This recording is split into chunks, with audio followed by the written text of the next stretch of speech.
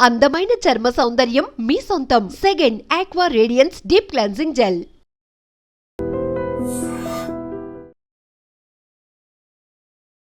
అప్పట్లో ఈ ఇండస్ట్రీ ఎలా ఉండేది సార్? అంటే సినిమా మార్కెటింగ్ పరంగా కావచ్చు, టాప్ హీరోస్ని సినిమాలు చేయడానికి కన్విన్స్ చేసే విధానం కావచ్చు, మీ డైరెక్టర్స్ మధ్యలో ఉండే ఆ పోటీతత్వం కావచ్చు, అంటే ఎలా ప్లాన్ చేసేవారు మీరు అప్పటి ఆ స్ట్రెస్ని, కాంపిటీషన్ని హ్యాండిల్ చేయడానికి? రామారావు కానీ లేకపోతే వీళ్ళకి కానీ వాళ్ళకి కానీ గంటలు గంటలు కథ చెప్పేవాళ్ళం కదమ్మా. చెప్పేవాళ్ళు కాదు. అంతకుముందు వాళ్ళు ఏం చేశారు, మనం ఈసారి కొత్త డిఫరెంట్ ఏంటి, ఓ 20 మినిట్స్ 30 మినిట్స్లో లైన్ ఓహో, ఓకే అయిపోయిందమ్మా. లేకపోతే ఇంకోటి చూడండి అంటే అంతే. ఆ తర్వాత ప్రొడ్యూసర్స్ కూడా చాలా మంచి ప్రొడ్యూసర్సు. నాకు ఎంతసేపు ఏంటంటే ప్రొడ్యూసరు 100% నష్టపోకూడదు, రెస్పాన్సిబిలిటీ. ఎందుకంటే వాళ్ళు వడ్డీలు తెచ్చి అది చేసి 100% సక్సెస్ అవ్వాలి అనే స్పిరిట్తో ఉండేది. అందుకనే మ్యాక్సిమం అడిగిన 38 డేస్లో తీసామమ్మా. అంతేనా? 38 రోజుల సినిమా అయిపోయింది. జ్యోతి 8 రోజులు.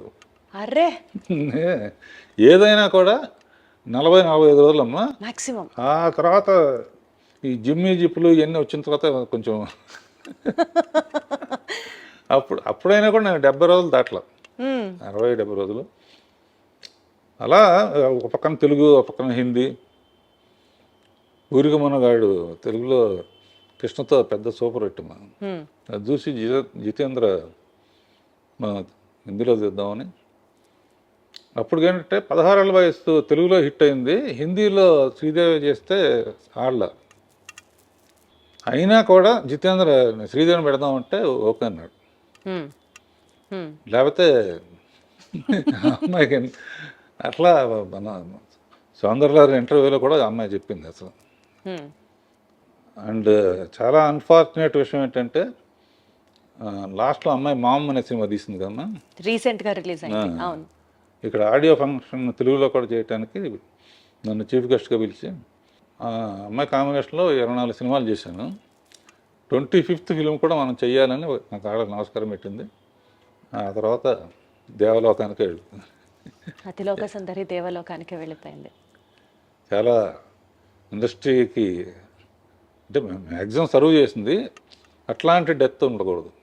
అవును సార్, అవును సార్. ఇందాక మీరు చెప్పినట్లుగా శ్రీదేవి గారితో 24 సినిమాలు చేశారు, 11 సినిమాలు ఎన్టీఆర్ గారితో చేశారు, 14 సినిమాలు చిరంజీవి గారితో చేశారు. అసలు ఇట్లా చెప్పుకుంటూ పోతే ఏఎన్ఆర్ గారితో, శోభన్ బాబు గారితో, కృష్ణరాజు గారితో ఇట్లా చాలా సినిమాలు చేశారు కదా. అప్పట్లో ఆ హీరోస్లో ఉండేటువంటి ఆ చరిష్మాటిక్ ఎక్స్పీరియన్స్ మీతో ఎట్లా ఉండేది సార్? నాగేశ్వరరావు, రామారావు వాళ్ళు మా నాన్నగారు తరం అమ్మ. చాలా గౌరవంగా ఉండేది. వాళ్ళ ఎక్స్పీరియన్స్ మాతో షేర్ చేసుకోవటం. ఎందుకంటే వాళ్ళకి ఆ టైంలో ఏంటంటే యంగ్ డైరెక్టర్స్ కావాలి వాళ్ళకి. ఎప్పుడైనా కొత్తదే సెలెక్ట్ చేసుకుంటారు కదా.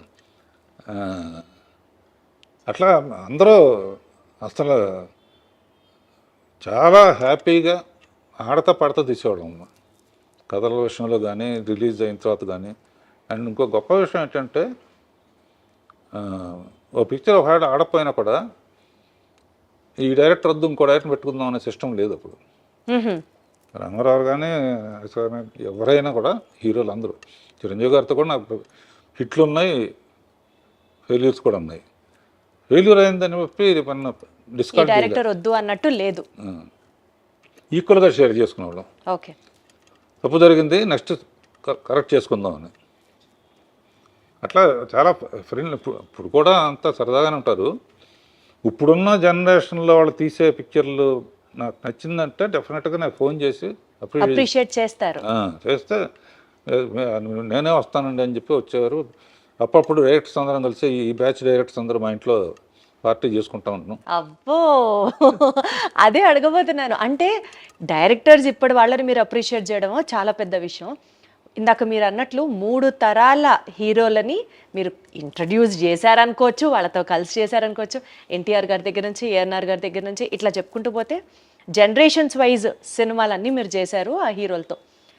ఆ జనరేషన్ గ్యాప్కి మీరు ఎలా అడ్జస్ట్ అయ్యేవారు రాఘవేంద్రరావు గారు? ఎలా హ్యాండిల్ చేసేవారు? వాళ్ళతో ఫ్రెండ్లీగా ఉండేవాడు. వాళ్ళ మెయిన్గా అమ్మో రాఘవేంద్రరావు చాలా సీరియస్గా ఉంటారు అనుకుని వస్తారు. ఓహో. వచ్చిన తర్వాత కొంచెం మామూలుగా ఫ్రెండ్లీగా ఉంటాం, కొంచెం ఫూరిష్ జోకులు వేయటం. నా చుట్టూ కూడా ఎప్పుడు ఎంటర్టైనింగ్గా ఉండే వాళ్ళతోనే ఉంటాను నేను. చాలామంది ఇప్పుడు ఉన్న బ్యాచ్లో కానీ బయట ఫ్రెండ్స్ కానీ, సినిమా ఫ్రెండ్స్ కన్నా బయట ఫ్రెండ్స్లో కానీ సరదాగా ఏ దేశం వెళ్ళినా కూడా వాళ్ళతో వెళ్ళటం, అక్కడ ఏదో ఒకటి చేయటం, ఏం లైఫ్ని లైట్గా తీసుకోవటం. అద్భుతం. అంటే మిమ్మల్ని ఇంట్రడ్యూస్ చేస్తున్నాను అని కొంచెం ఆ భయము, ఆ బెరుకు నాకు కూడా ఉండింది. భయపడుతూ వచ్చాను, చాలా తక్కువ మాట్లాడతారు అనుకుంటా. కానీ కెమెరా సాక్షిగా చెప్తున్నాను, సార్ని కలిసిన తర్వాత అసలు ఇంటర్వ్యూ ఎంత జాయ్ఫుల్గా, హ్యాపీగా, అసలు నాకు ఇప్పుడు టెన్షనే లేదు రాఘవేంద్రరావు గారు. స్ట్రెస్ అంతా పోయింది, ప్రశాంతంగా మాట్లాడుతున్నట్టుంది మీతో. మెయిన్గానమ్మా ఇప్పుడు మనకు సామెత ఉంది కదమ్మా, కొత్త నీరు వస్తే పాత నీరు వెళ్ళిపోతుందని. నేను ఒక స్టేజ్లో అవును కొత్త తరం వచ్చినప్పుడు మనం సైడ్ ఇవ్వాల్సిందే, ఆఫ్లైన్ కదా, ఆపాల్సిన అవసరం కూడా లేదు. మనకు డైరెక్షన్ తప్ప ఇంకేం తెలియదు. బిఏకి పెద్ద ఉద్యోగం రాదు. నెక్స్ట్ తెలిసింది ఏంటి అని ఆలోచిస్తే డ్రైవింగ్ తెలుసు. చాలా రిచ్ మ్యాన్ దగ్గర డ్రైవర్గా పనికొస్తాను తప్ప డైరెక్షన్ తప్ప ఏమీ తెలియదు. అప్పుడు ఆలోచించి అప్పుడే రామోజీరావు ఈటీవీ అన్నీ పెట్టారు. సీరియల్స్ చేసి శిష్యులకు అప్పచెప్పి రష్ చూసి అప్పుడప్పుడు షూటింగ్ దగ్గరికి వెళ్ళి మ్యూజిక్ చేసి సినిమాలాగానే ఉంటుంది అని శాంతినివాసం అని మొదలుపెట్టి రాజమౌళిని డైరెక్టర్గా పెట్టాము. ఓ, అలా మీరే ఇంట్రడ్యూస్ చేశారా? అంతకుముందు నాకు చంద్రబాబు గారు ఎలక్ట్రానిక్ మీడియా అడ్వైజర్గా నాకు అవకాశం ఇచ్చినప్పుడు రాజమౌళి, ముళ్ళపూడి వర, గంగరాజు వీళ్ళందరూ కూడా యాడ్స్ చేసేవాళ్ళు సోషల్ అవేర్నెస్ కోసం. అద్భుతంగా చేసేవాడు రాజమౌళి. అప్పుడు శాంతినివాసం కథ అనుకుంటే అతనే మొత్తం కథని అవుట్లైన్ చెప్పాను. అతను 1000 ఎపిసోడ్లకు సరిపడా.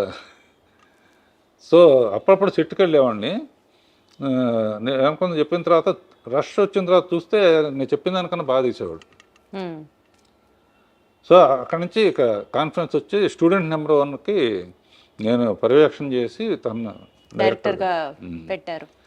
పెట్టినప్పుడు ఊరినే అతను సక్సెస్ఫుల్గా 2-3 సినిమాలు అయిన తర్వాత ఆర్కే నుంచి వచ్చావు కదా, నీకు ఎప్పుడు వీలుంటే డబ్బులతో నాకు పని లేదు, నీకు ఎప్పుడు వీలుంటే అప్పుడు నాకు కూడా ఒకటి చేయంటే ఆఖరికి బాహుబలి అని గిఫ్ట్గా ఇచ్చాడనమాట.